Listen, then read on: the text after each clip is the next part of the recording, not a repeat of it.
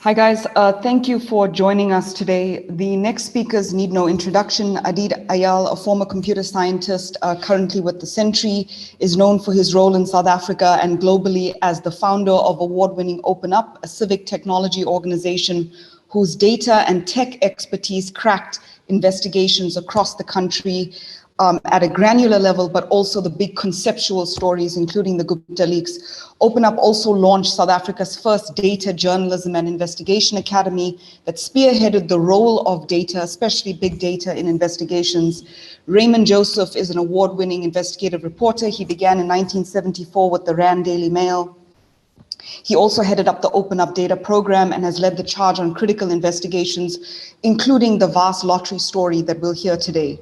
The reason why this session is so important is because, I mean, usually we hear about these really big abstract stories that involve billionaires, politicians, powerful companies, but the power of in-depth data to speak to the human condition and create an impact in our space and time are not often stories that are done and that are accessible to people. Because very often, as a journalist, I know we write stories that are suspended above society, and people who have the luxury and the privilege to read those stories, they aren't people who struggle for the bread and butter of today.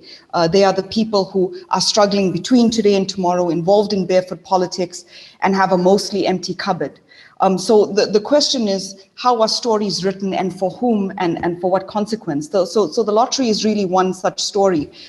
In this project, Gaming the Lottery, they were able to show that South Africa's lottery was actually siphoning the money of the poor. Meanwhile, companies like GTech had done corporate inversions and avoided taxes to the tunes of billions of dollars. So it had the question of who does the lottery really target and support. A study that was done showed that 75% of lottery players earn less than 5,000 Rand a month. That's only a few $100s, and about 35% earn less than $100 a month. And that's who the lottery targets in your garages and your checkers. It's people who have to choose between bread and milk.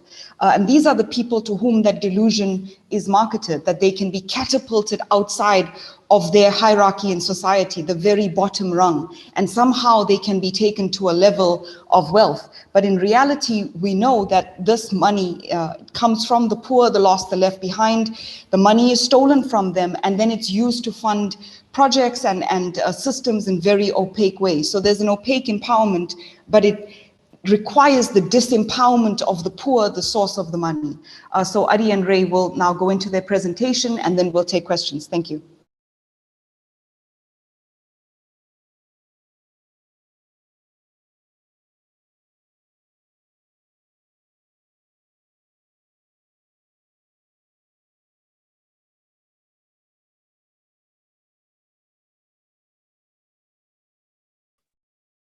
So, Adi, if I'll just go first, just basically to explain it, could you go on to the next slide, please?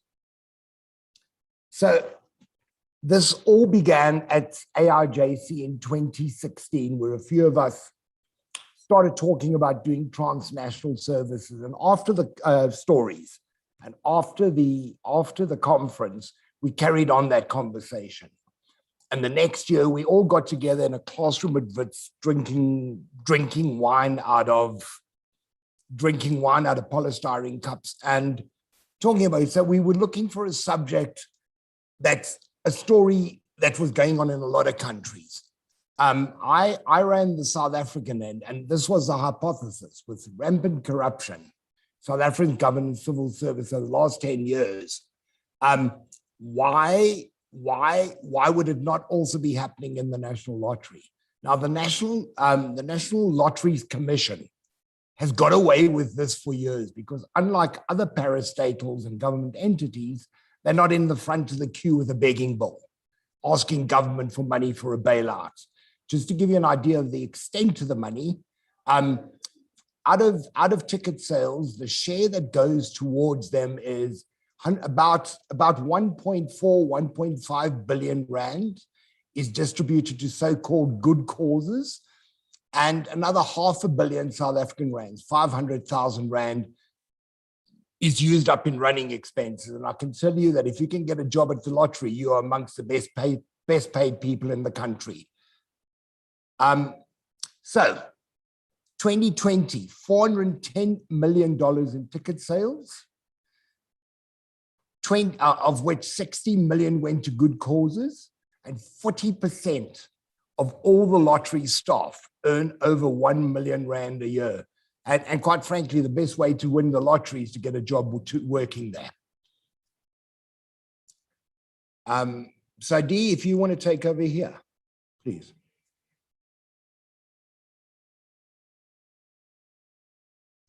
Khadija, are you there?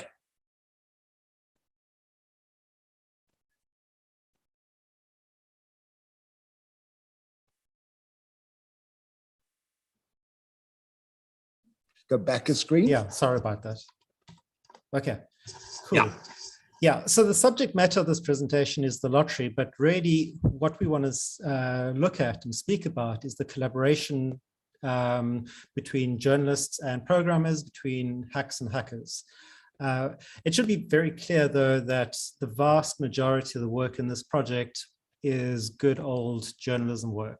The technology part was important, it was key, it was enabling, but it really did play a supporting role.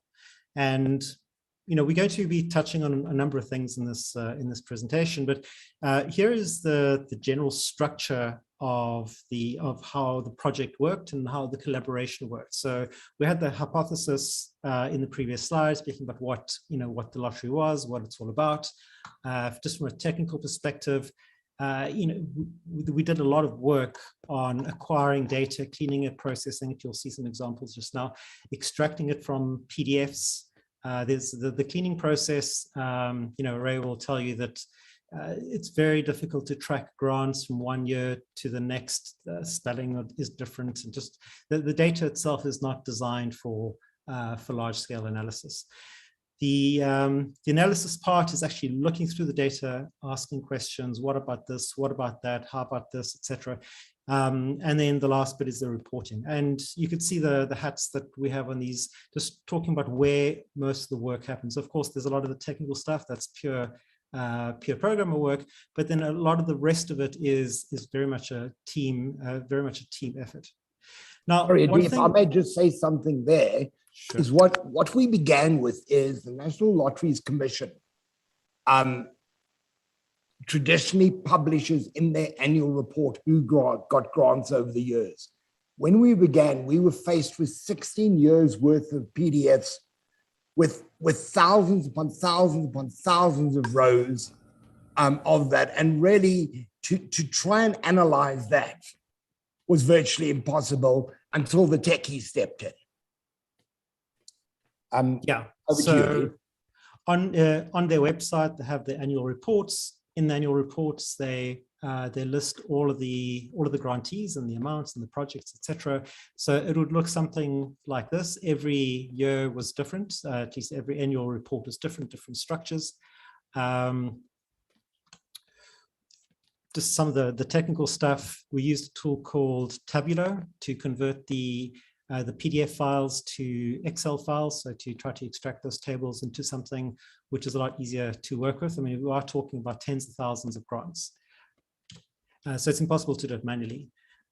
Just a tool called Open Refine, which we use to clean things up. If you see just the number column on, you'll have spaces and numbers and commas instead of dots. And I mean, it's actually much more difficult than that. You had misaligned columns. There was a lot of work that went to actually cleaning it before it is actually usable.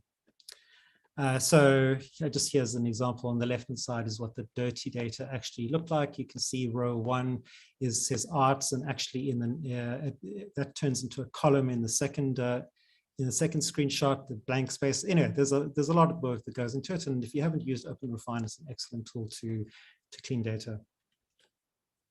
But now that we have data, tens of thousands of rows in an Excel spreadsheet, it's still not very useful. If you are working with a journalist, it's trying to package that data in a format which is a lot more accessible is something that you need to do. Otherwise, it is just numbers on a page. And we used Tableau to build a tool. It was ugly as sin, very, very slow, but super easy to, to pull it together and to make it accessible. So after a while, we realized that it was just going to be too slow. So recently, OpenUp built this new tool at salotterytool.org.za. And what you can see in the tool is all of the grants, every one of those squares, the yellow, red, blue, green, represents a grant. The size of the square represents how big the grant was. And the colors of different categories would be arts and culture, charities, miscellaneous, sports and recreation, etc. And then by year. And then on the top right, you could filter by beneficiary, by province, by category, and you can just explore the data. And that's really what we needed to get to. We started off with a bunch of annual reports, and there's no way that you could manually go through it, and turn it to something like this, which very quickly you can sort of home in on any particular grant, anything that looks out of place, and start to explore it. So this is the same view, but what we did is we just colored, this is after, Ray, how many years has it been? 3 years now. You muted. We began in earnest in early 2018 is when it got serious. So all of those blocks in red are essentially grants which Ray and Anton van Zyl and others have actually looked into and have just, have found some sort of malfeasance or crookery or just general corruption. And those blocks in pink are grants which, I mean, maybe you can explain exactly where, how you would classify pink. So the ones, so look, I've been pretty much man alone on this, working with Anton van Zyl, who is a community newspaper editor, owns the Limpopo Mirror and the Zoutpansberger. And his interest was very specific, which was the Vemby district of Limpopo. He jealously guards what goes into the paper. If it's not from its area, it doesn't.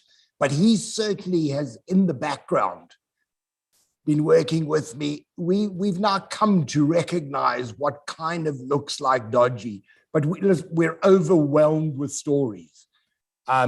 We initially hoped that we could work with journalists where we could give them the package, do the research, give them the CPIC, give them the background.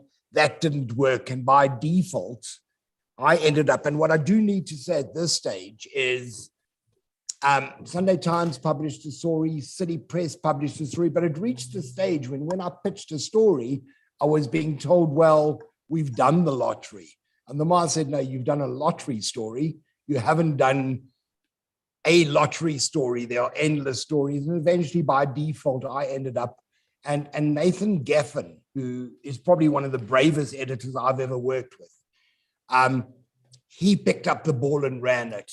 And it's all very well having a story, but if you don't have a place to publish and a brave editor who's going to publish it, then you're not going to get very far with this kind of investigation.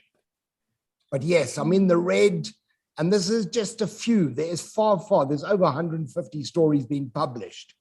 But all of these, so for example, what some of these are showing is the lottery has funded 6 old age homes and 4 drug rehabs. Not a single one of them that's running into 250 million rand, 350 million rands being spent. Not a single one of those has ever been completed or is operational. And so for the South Africans listening in, you'll know the story about the PE stadium, the 15 million rand stadium where they delivered next to nothing. And I look at it and it's actually quite ironic. I laugh at it because we've got multiple examples of big infrastructure projects, including stadiums, that money has just disappeared. And if anything has been delivered, the value is way below. Yeah, I just wanted to show this tool. Maybe, Adi, if you just pointed at just to show the embedded data. So right, a very good place when you are investigating the lottery is start with the big ones. The big ones, so what we've realized is the smaller grants. There's not enough money to steal. It's not worth the effort. It's happening in big infrastructure projects, and those are the very big blocks. The reason 2018-19 is all in black is Parliament, eventually the lottery stopped publishing its annual reports with details of grants, because they realized the moment they published it, we were going to go and investigate. It eventually ended up in Parliament, 2018. So what happened, and there's a lesson here. In 2018, they literally published for a couple of days the new grants. And I'd had an alert that if changes happened on that page, and I got an alert, I thought it had been published, I immediately downloaded the PDF. They removed it. It eventually ended up in a big fight in Parliament, and finally, the 2017-18, 2018-19 grants were finally published. And again, from a journalism point of view, even though they weren't publishing the grants, because we carried on publishing and we kept on going, and I started building contacts and started building trust, people were leaking stuff to me. So even though they weren't publishing, I was getting the information. And it just speaks to, you know, although we're talking about data, the data, I keep saying this, the data does the heavy lifting. You've still got to give the journalism. You've still got to do the journalism. Yeah, I think it's just worth also noting where Ray was saying when people said we've done the lottery, if you can just look at that, you know, in 2018, 2019, how many of these blocks are red and, you know, the one pink, and then 2017, similar story. This is not just one or two examples, it's systemic. And yeah, according to this, the lottery is rotten in many ways. So we've exposed hundreds of millions of rands. I believe it's going to, so the scary thing is we don't know what we don't know. That's the scary thing. I believe that the looting of lottery, if we can ever come to a figure, it's going to be over R1 billion, closer to 2, possibly even more. It's systemic. One of the things is when I remember an afternoon where Ray and I was just sitting, we'd already gotten the data and we did the most basic of analyses, you know, it's sort of sorted by the largest, have a look. And the grant that really kind of hit us in the face was this Konani Funzo, which was the single biggest grant in the charities category in 2015, 2016. And then we just quickly went onto the Department of Education's website, downloaded a list of all the schools just to see who, you know, Konani Funzo are. And as a school in Limpopo with 168 students, receiving a grant of, you know, over 55 million rand. And I think one of the important, I think this also illustrates how important it is to use data, because that was really lost in a sea of other grants in an annual report. But it's so clear and so easy to see when you look at something like this. Of course, you know, under sport, you get SASCOC and some of the big grants, etc. Maybe some that you'd expect to be large, but a tiny little school, barely functioning in Limpopo, getting 55 million rand, it's not very well, you know, it didn't do very much work to actually hide the fact that there's a very suspicious grant here. Do you want to talk about the story where that really went to? So what happened is when we got to, so the lottery now does not respond to our questions. They either routinely ignore us or fob us off. And as a result of this investigation, there was a presidential proclamation to investigate the lottery. And so when they respond to us, they say there's an investigation going on and we're not going to comment. The other thing they've done is litigated against me, the editor of Ground Up, and Ground Up. And that litigation has gone nowhere. It's years old. But if anyone asks them about me, Ground Up, the lottery, they say, oh, it's all lies, we're litigating. That's an old trick, that you litigate with no intention of going forward. So what we discovered is a school up near the Zimbabwe border. So this is not the school. This is a farm that a property that the principal of the school ended up buying. But what we discovered is about 3.5 million of that was used for some kind of music festival. And I'm not even going to go there, but it's been one of the ways through arts and culture that money has been plundered. But 50 million rand of this. So it turns out that Konani Pafunza was acting as a conduit for another project, which was supposedly installing wells in back of beyond remote rural areas of South Africa. And at that stage, the lottery was still talking to me. And they sent me a spreadsheet with a list of everywhere that they said that they had put in boreholes. And by the time the spreadsheet was cleaned up and duplications, it is nowhere near the 200 they said. And I do not believe many of those boreholes were ever put in.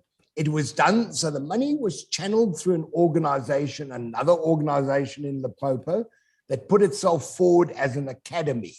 It had no students.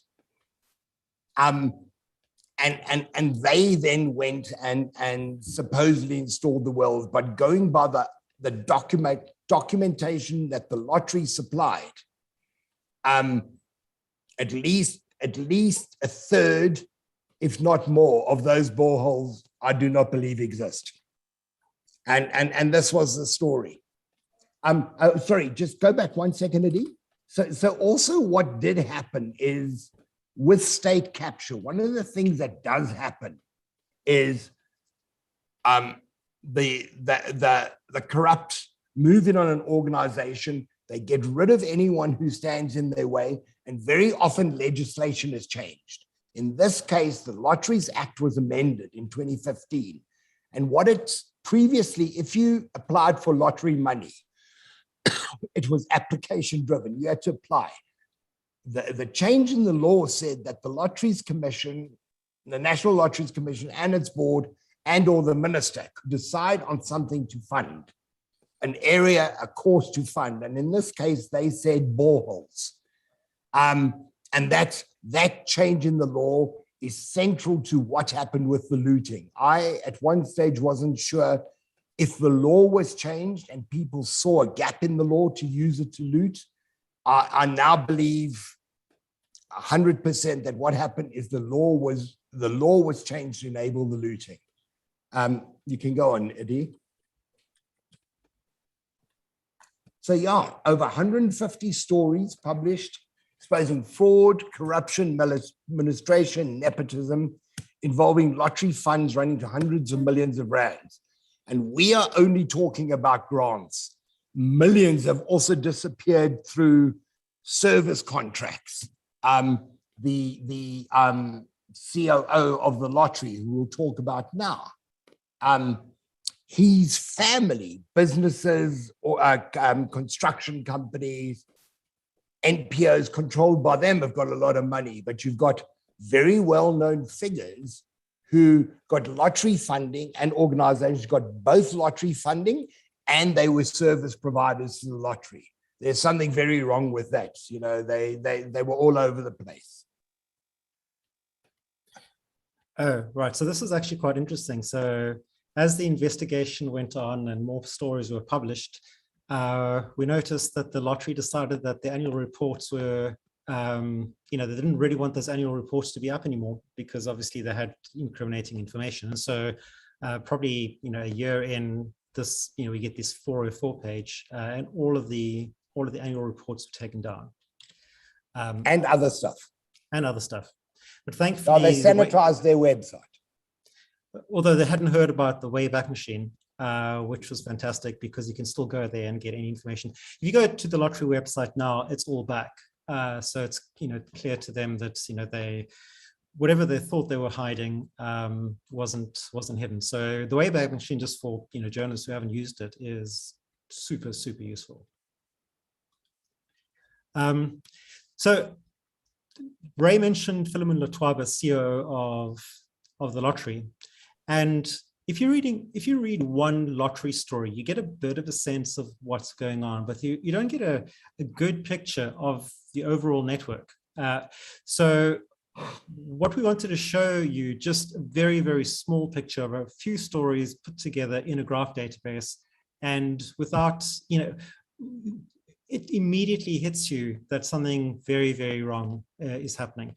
What I'm going to do, though, Ray, is actually do it live, because I think it's quite fun to go through the go through the graph.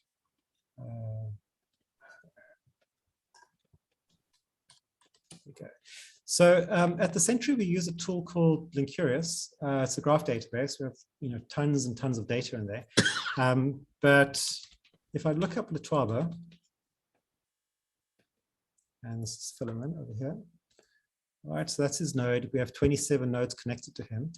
But I'm only interested for the moment in the people around him. Right, so you can talk through these people, Ray, while I... Sure. So why Adi is doing it? Letwaba pops up in a lot of the companies, is a brother. Johannes Letwaba is a brother. Rebotiba Malamani, whose NPO received lottery funding, a shelf company within 8 months of being bought off the shelf, got several million rand for a lottery project. Tomaletso Kinesitale is a cousin. He features in all these different companies. Karabo Sotole is a cousin.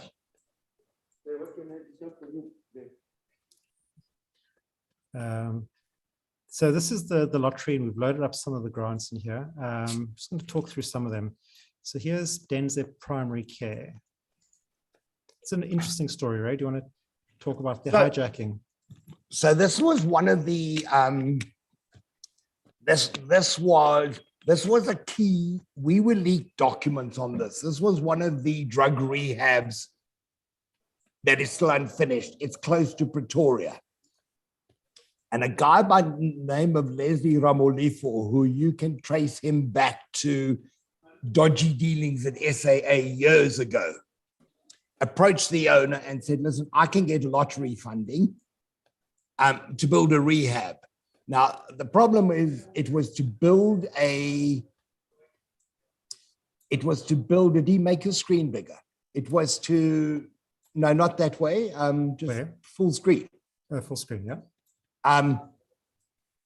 So the funding was for a brand new rehab, no problem. They came and smashed it down, started from scratch.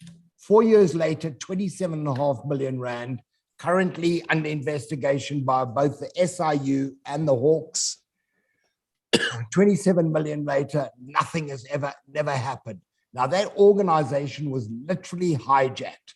So what we discovered is often organizations would come along and they would apply for funding to the lottery. Now, when you apply for funding from the lottery, you've got to supply extensive documentation from registration of your NPO to identification documents of the directors to multiplicity of documentation, bank details, and then they would be rejected for funding.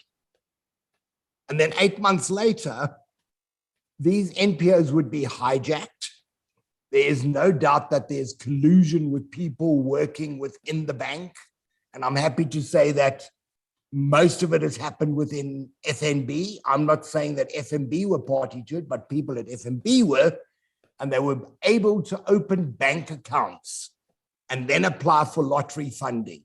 Now, that also could not have happened without collusion from people inside the lottery. So I am made for God's glory. 11.3 million rand funding through Mr. Leslie Ramolifa, the lawyer, who, by the way, who constantly creates fraudulent documents. What happened there is they had got money to build a stadium. I mean, the first red flag is you're not going to build a sports stadium for 11.3 million rand. What they literally did is they went to an existing stadium, they gave it a lick of paint, probably spent 50,000 rand, if I'm being generous on it, gave a lick of paint to it, and 11 million rand was shared amongst the people involved. Life for impact in the... Wait, do you want to talk about the 2 million rand contract? Which one is that, sorry? To Upbrand Properties. So what we also discovered is Upbrand Properties, which was set up only a few months before all this started happening. At the time, the COO was the brother of Philemon Letwaba, the COO of the lottery. When we exposed it, he resigned and one of his cousins took over as sole director. He then resigned and another cousin's wife took over as sole director. The point being, so with company registrations, just because you change directors, that history doesn't get lost. And in this case, they got the contract, 15 million rand. They didn't get the full 15 million rand. They probably got about 8.5 million rand to rebuild the rehab. Money from Denzi Primary Care, this lawyer, Leslie Ramalif, I'm talking about, treated his own personal ATM. Out of that, several 100,000 rand was used to buy Ocean Basket franchises. The money just didn't go anywhere. His wife, so key people, there's a woman called Leslie Liesel Moses. She works in the offices of Leslie Ramolifo.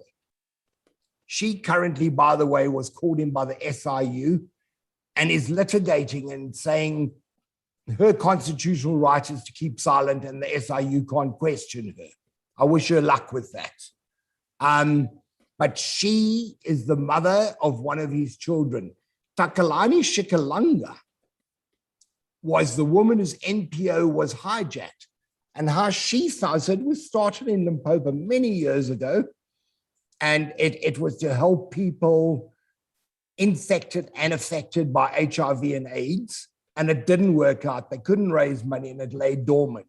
Years later, it's the smallest things that people get caught out on. She suddenly got an SMS alert from FNB saying 7.5 million rand had been deposited into that account. And as she sat and watched on her phone, millions were going out again. Within a few days, another 7.5 million rand arrived. She then went to FNB and reported. She said, I want to see the bank statements. And they said, you can't see them because you are not a director. They'd replaced her using fraudulent documents to remove her and all the other directors. It then went to court in a very strange judgment that happened. It involved 15 million rand. And a magistrate ruled, and a magistrate should not have been dealing with money at that kind of level.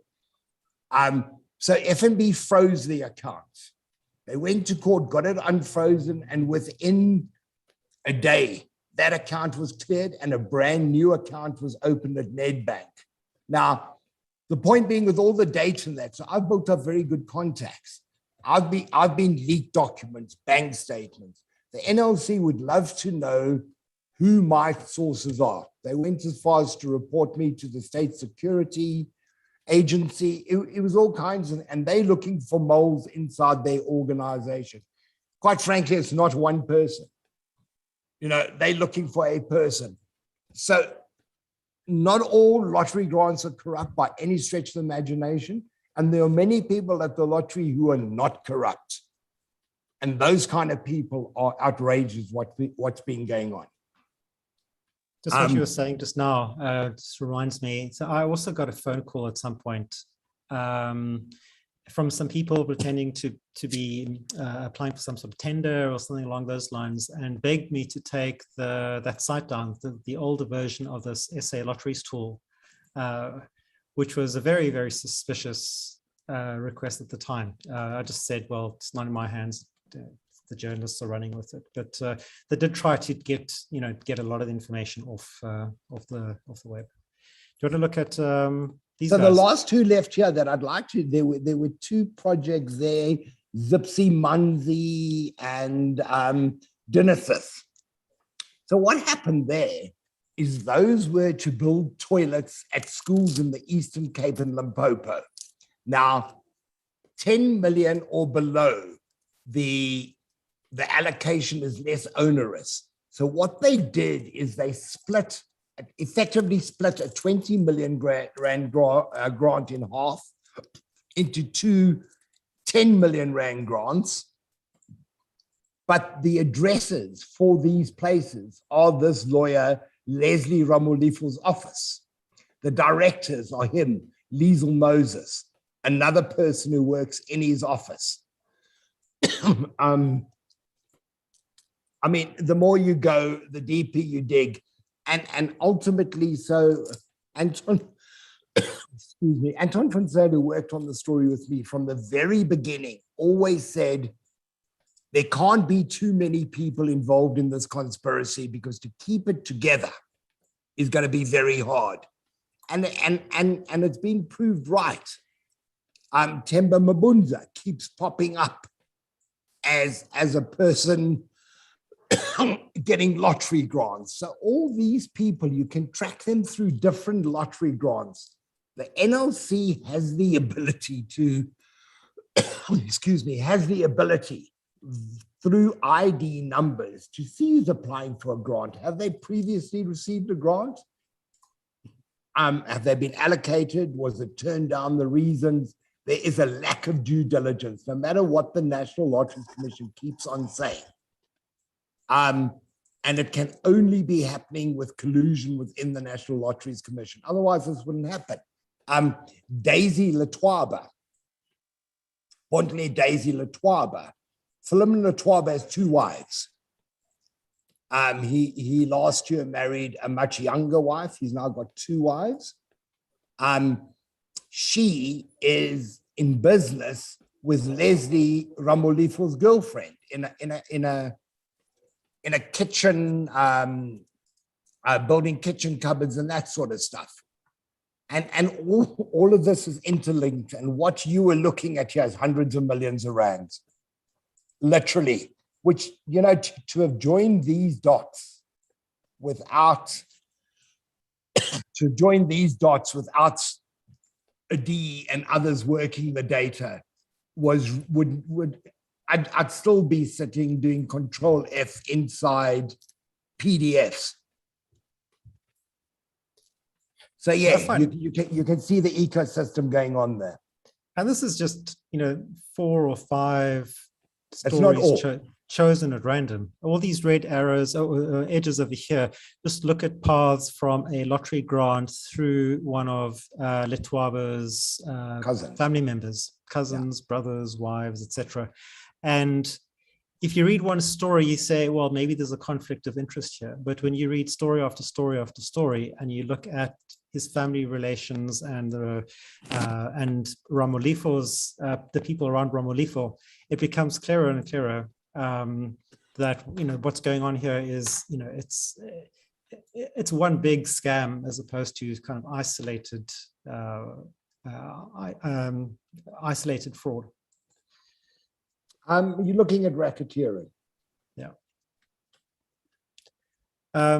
Cool. So just in brief, in terms of the tech stuff, for anyone who's interested, Tableau, Windeeds was used extensively for finding information, some of our own data, the CIPC database, Wayback Machine, Google Advanced Search, Tabular, OpenRefine, the DSD database, Department of Social Development. In the old days, they used to have a lot more information. They've tightened it up, so you can't really find out who the directors are these days, unfortunately.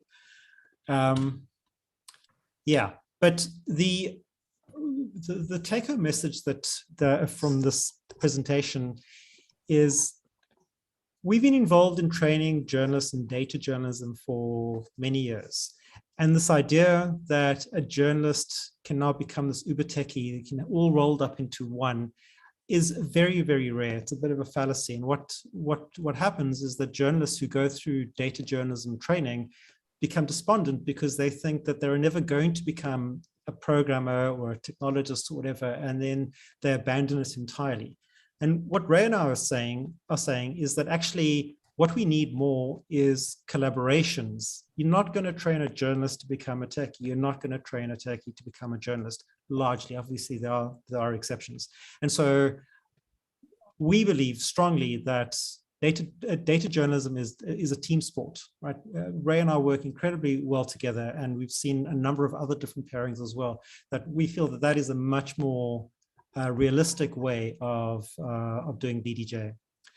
Another point is data-driven journalism, by the way. Being curious about your data. So a data set is not going to reveal its secrets without a little bit of torture. And that's what you really do need. You need to play around with it, ask questions. What about this? What is the largest? What is the smallest? You know, who are these people related to, etc. So you really do kind of play around with that data and interview it effectively. Do you want to talk about the he says, she says, and human face, right? Yeah, so I think the most important thing is data is what it is. You've still got to test the data in the field. The data will tell you where to look. It'll do the heavy lifting. You've still got to get out in the field and do the journalism. So before COVID, I spent a lot of time in the field, literally with eyes on looking at unfinished projects, interviewing people, doing that sort of thing. And then came COVID. And I had to almost invent a kind of journalism to keep going. And I came up with a protocol that I use to identify people within a community where I believe something is going on. They're usually activists. They often work for NPOs. They're anti-corrupt. They're against corruption. And I'll literally get people to go around with a camera switched on, just tell them not to talk, and do a walkthrough through a project, showing what is going there, taking pictures. It's not the same as me being there and absorbing the color. In fact, I'm busy writing a book about this whole thing. And I have a grant which is allowing me to now go back into the field. And many of my sources I've never met because of COVID and meeting with them. So, but yeah, you need to get in the field, you know, right? If you write a story straight off data, it's going to be a boring story. It's going to have absolutely no color. And if you keep writing that, it just becomes a reporting of facts and figures, and you're going to lose the audience very quickly. So, yeah. Cool.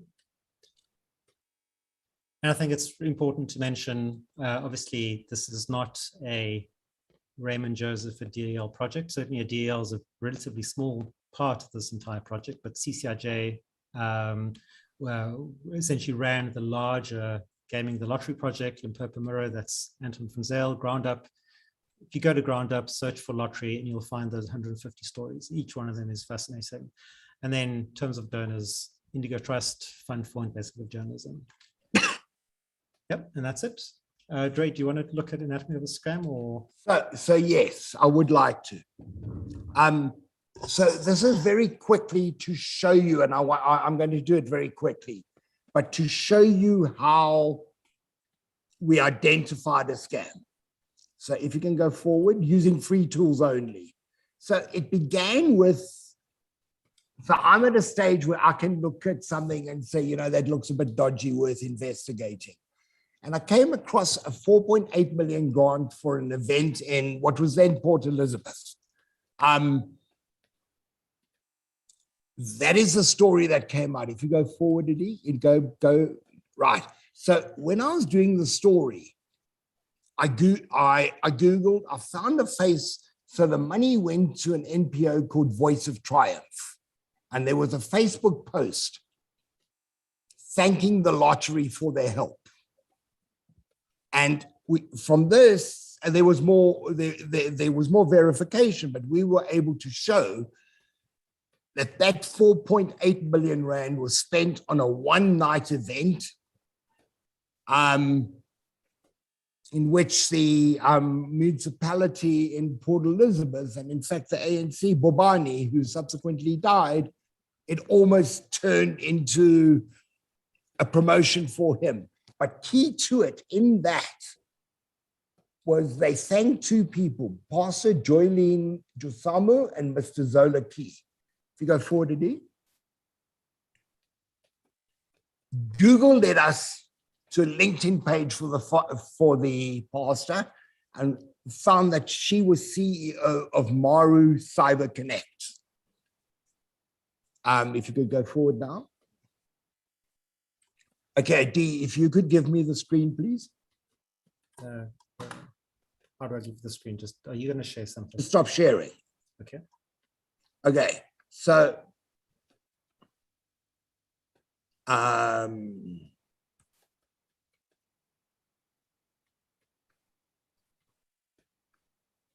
so when we built the lottery tool, you can search by project name. So there's that Denze Primary Care.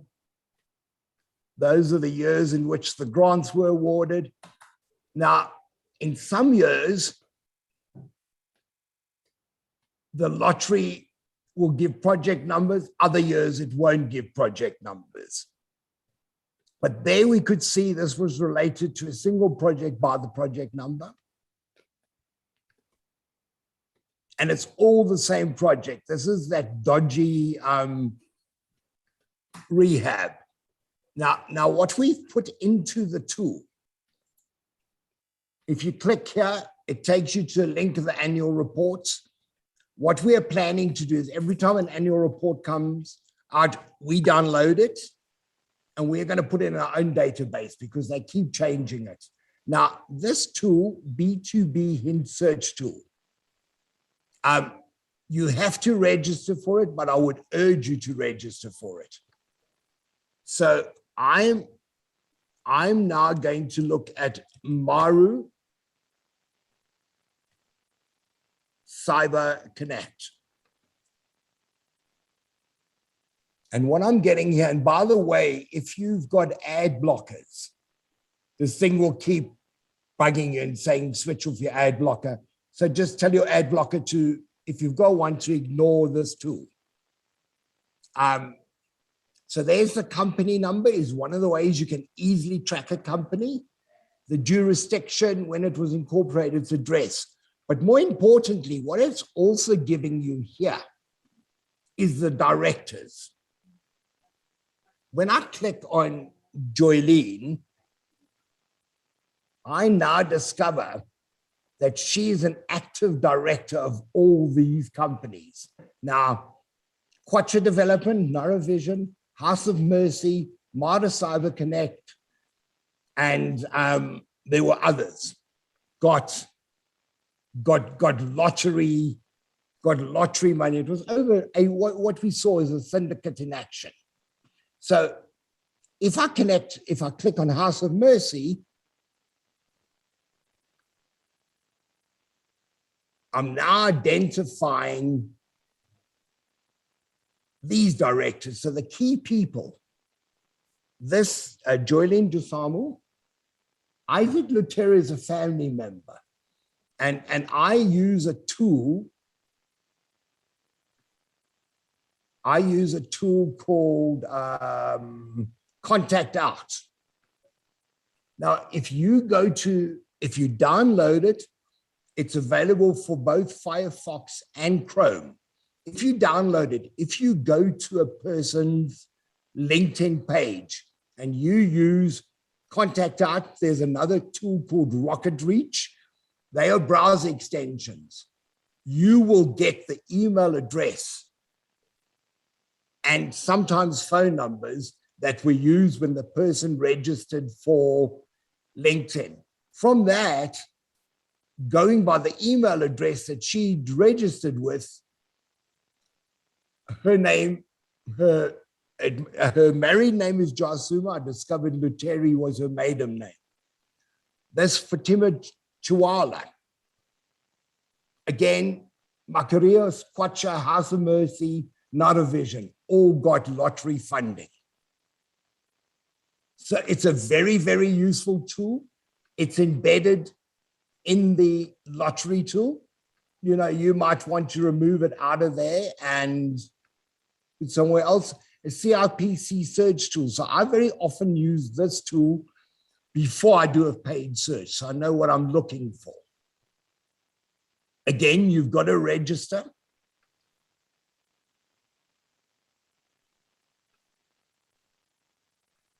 You've got to register.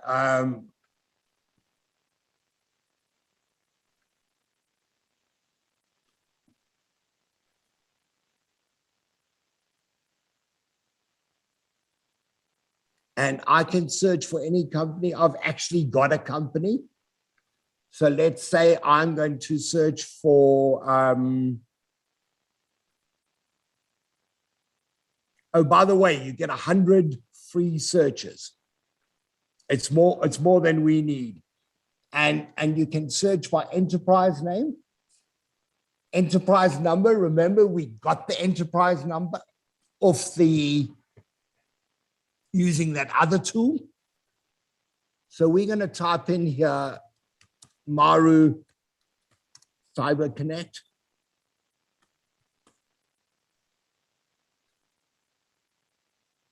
Oh, sorry, search by enterprise name.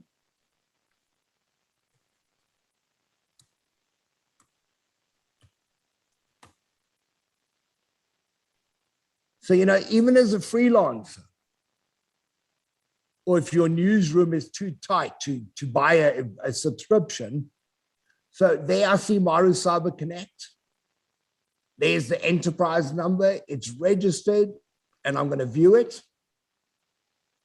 Now, what this doesn't give you is ID numbers. And if you're going to go and look at deeds office stuff and property ownership, you need an ID number. And it's worth, once you've actually got to the nitty-gritty, you know what you're looking for. You can do single inexpensive searches for 10, 15 Rand, paid searches with Windeed. So here are the company details. It's in business. There's its address. There's its postal address. This is the important. Here are the directors' details. Now, the issue with the director's details is you don't have a full ID number. But we know we can now track people via the enterprise number. So this is 2020 they've paid, so they are compliant. This is really interesting, is the enterprise history. And if you go backwards, you can see when people joined and when people resigned. In this case, something very interesting that we started noticing. So when we got onto them with the hijacking of organizations, they switched to shelf companies. And when you see the company, when you see that the company is registered and very early on people are directors, and then when you see director changes, it means the company's been built. You can literally buy a company off the shelf and be trading within hours or days. A lot of these organizations that we tracked were all shelf companies, and in many cases, 3 of them were registered on one day, and in many cases, they got money within months. By the way, that's how much the lottery has given away since inception, 27.5 billion. And then the very last tool I will show you is, this is a free search for an NPO.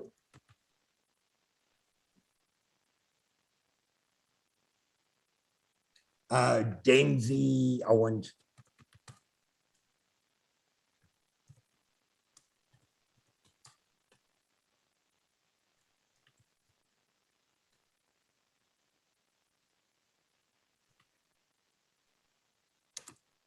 So that's Denzi. This is the drug rehab, by the way. It is the original company which was hijacked. Now, it was set up in 2011, HIV, AIDS, prevention and education about HIV and AIDS. It was hijacked. They had applied for lottery money, never got it. Their documents were with the National Lotteries Commission. Now, that's all you get. What you then have to do, and I'm sorry, I don't have that email readily to hand, but there's an information number at DSD. And you can ask them for details of the organization. What you want is registration documents. They've got to file financial reports every year. So we ask for 3 years worth of financial reports. Constitution, and also ask, have directors changed recently? And you'll find that they respond, you have a right in law to get that stuff. So yeah, so you'll find, so we've embedded all these tools in a next iteration. There are going to be further tools added, by the way. More, and the emphasis is on free tools. Adi, if you want to go back to what you were showing.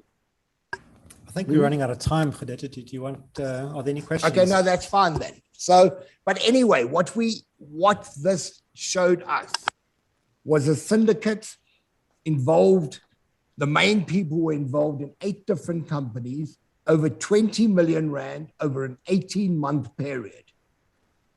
Okay. The lottery had to know what was going on. Ray, we have 3 questions. Let's quickly go through them. The first is, what was the legal pushback? We've seen that the COO targeted you legally. They smeared you in the media, in Parliament. What was the legal pushback? How did you and your colleagues defend yourselves? The second question is, would beneficial ownership have made a difference in terms of what is disclosed? Even Windeeds does not disclose beneficial ownership, so it's very easy to mask. And the third is, the rot is systemic. How should the National Lottery be restructured in terms of its grant making? Those 3 questions: legal pushback, the corporate design, including beneficial ownership, and how the lottery should be redesigned in terms of grant making. So I, as a journalist, don't believe that journalists should litigate, although I'm reaching the end of my tether. We responded with our pen. We just carried on investigating. We didn't get distracted. Ground Up has supported me legally throughout. Without that support, I couldn't have sustained that on my own. I'd love to know beneficial ownership. Of course, that would help. Because I believe that in the background of some of the companies are very high up. I can tell you that the ANC, the 2016 election campaign in the Western Cape was millions and millions of lottery funding went into it. Sorry, what was the last question, Khadija? The last question to you and Adi was, how should the national lottery system be redesigned, back end and front end? Example, what is disclosed to the public, which can then preventatively weed out the kinds of corruption, at least in the small grants that happened? And also, how should the grant making system actually change?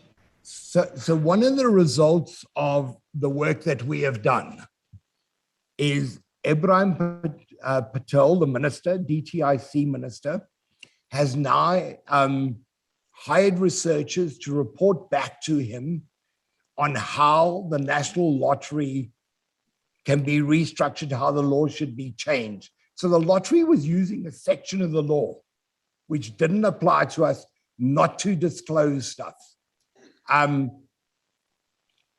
We then, Ground Up then issued summons against the minister and the National Lotteries Commission.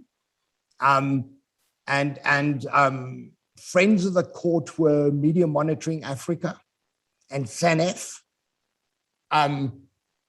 They also, as if it's a constitutional matter, they've got to report this to the court, that we were challenging sections of the law that were not constitutional. Ibrahim Patel said that he would not oppose it, and in fact would investigate how the lottery can be changed. He has now commissioned his commission, and they are now looking at how the law should change. And several of the aspects they are investigating are loopholes that we've identified. How to stop the rot? The rot lies with many of the people on the board who are working for the National Lotteries Commission. And until a new broom sweeps through there, that's one way to change it. Okay. And beyond that, the law's got to be changed. Okay, and people can communicate with you guys afterwards. It was an exceptional project, and thank you for the session today. Thank you. Thank you very much. Cheers. Thank you. Bye.